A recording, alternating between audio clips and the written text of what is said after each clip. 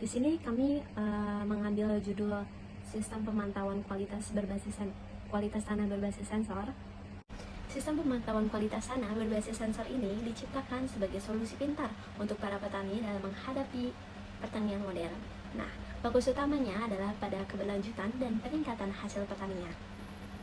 Karena teknologi sensor ini dibuat untuk menjawab atas sulitnya memantau dengan cepat dan akurat kondisi tanah mereka. Nah, sensor ini dapat mengukur pH, kelembapan, dan suhu tanah dengan detail yang nantinya petani bisa langsung mendapatkan informasi penting tentang tanah mereka. Dan tujuan utama sistem ini adalah untuk digunakan para petani dalam memantau dan mengelola kualitas tanah mereka, meningkatkan pemahaman mereka tentang faktor-faktor yang kritis, dan memungkinkan pengambilan tindakan pencegahan kerugian. Nah, dengan adanya antarmuka yang sederhana dan mudah dimengerti, petani dapat mengambil keputusan yang tepat waktu nantinya. Dan sistem ini pun diharapkan menjadi salah satu dasar inovasi dalam cara kita untuk memantau dan mengelola pertanian untuk mencapai hasil yang optimal dan berkelanjutan. Untuk slide yang selanjutnya akan disampaikan dan dijelaskan oleh teman saya, yaitu Dila Nur Ilahiyah. Kepadanya disilahkan. Sistem pemantauan kualitas tanah merupakan sebuah solusi inovatif untuk pemantauan dan pengelolaan kualitas tanah di lahan pertanian. Sistem ini merupakan sebuah platform integratif di mana penggabungan antara teknologi sensor tanah dan antarmuka pengguna yang telah diatur.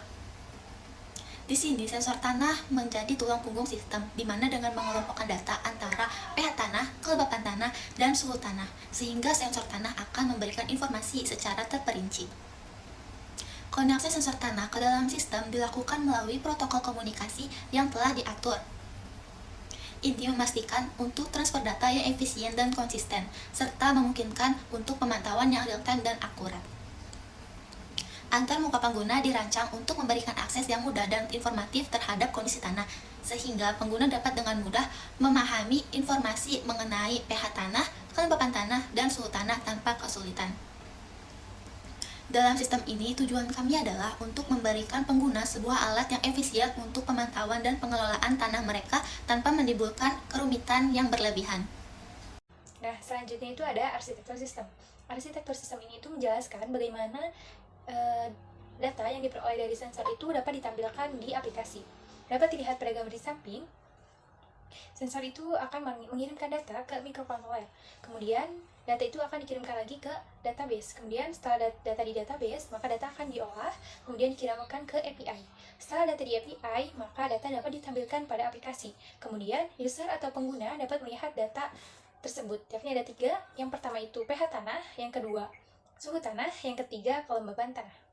Nah, use case diagram ini itu merupakan proses bisnis untuk membantu dalam merancang pengembangan aplikasi. Dapat dilihat pada gambar di samping. Nah, user ini tuh merupakan sebuah aktor. Kemudian user ini tuh dapat melakukan register terlebih dahulu bila user ini tuh belum punya akun. Setelah user melakukan register, maka user dapat melakukan login. Setelah user melakukan login, maka user itu akan diarahkan ke dashboard. Nah, di dashboard ini itu akan memberikan sebuah informasi mengenai kondisi tanah, yakni ada 3. Yang pertama itu pH tanah, yang kedua suhu tanah, yang ketiga kelembapan tanah.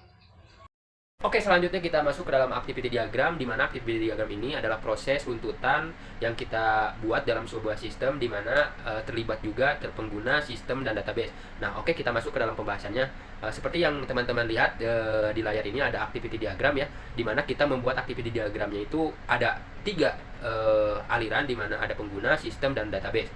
Nah, pertama-tama kita sebagai user itu pasti masuk dong ke dalam aplikasinya. Setelah masuk, nah si sistem ini akan menyajikan sebuah form login. Nah, di mana si form login ini juga akan menampilkan juga kepada user tentang apakah punya akun atau belum. Nah, jika sudah punya akun, nah si user akan diarahkan ke dalam pengisian email dan password yang telah terdaftar di dalam sistem. Nah, jika password dan emailnya itu sudah terdaftar, maka sistem akan melanjutkan ke tahap selanjutnya.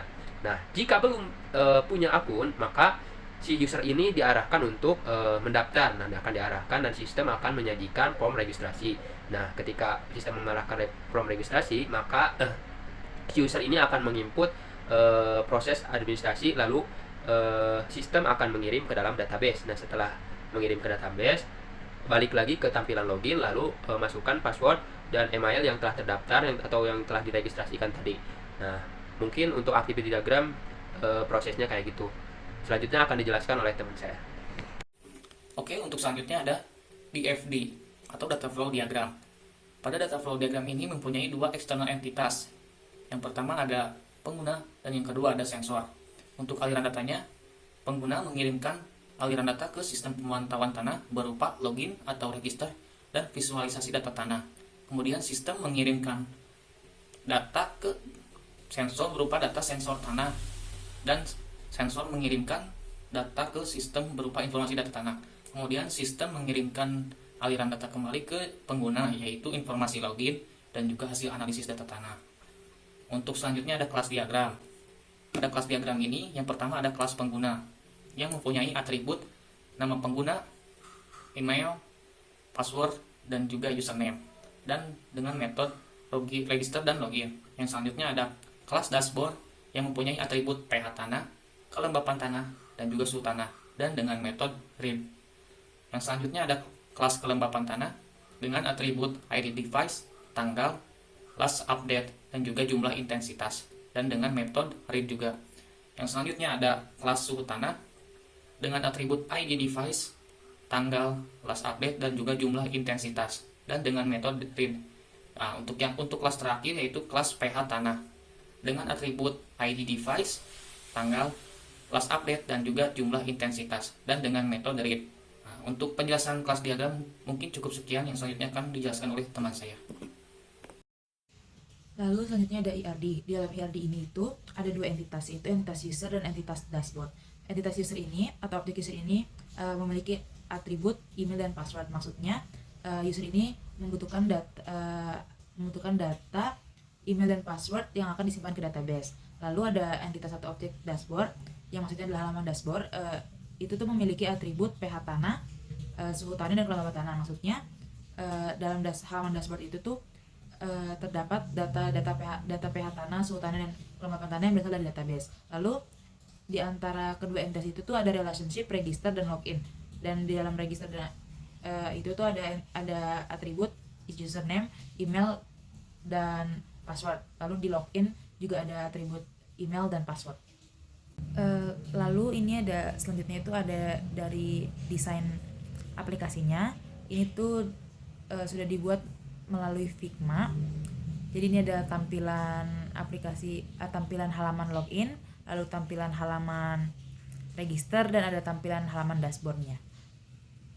Di dalam halaman login itu ada untuk memasuki email dan password. Lalu di halaman register juga ada untuk memasukkan email, password, dan username.